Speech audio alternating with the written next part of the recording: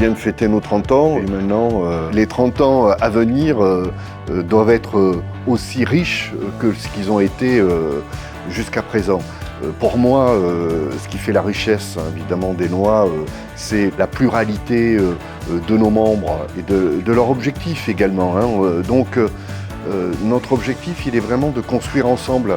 Il n'y a pas de feuille de route arrêtée, si ce n'est les travaux qu'on mène au quotidien. Et donc, l'idée, c'est vraiment qu'ensemble, on puisse construire quelque chose, on va dire, qui serve nos membres. Et je le vois bien au travers des travaux qui sont proposés.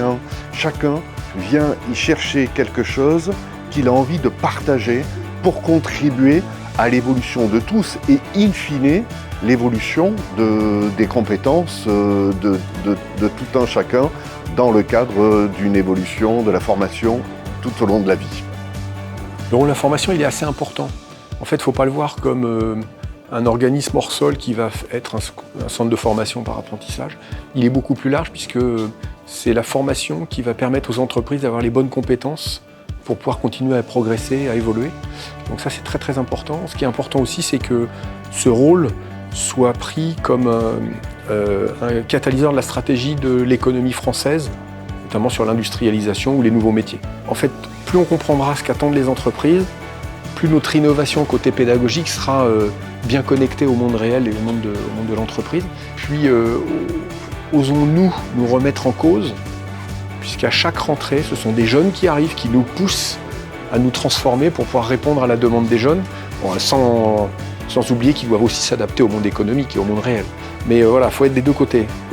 Innover à la demande de l'entreprise et innover par rapport aux attentes des jeunes aussi qui arrivent. Évidemment, la pédagogie est au cœur des innovations liées à nos métiers.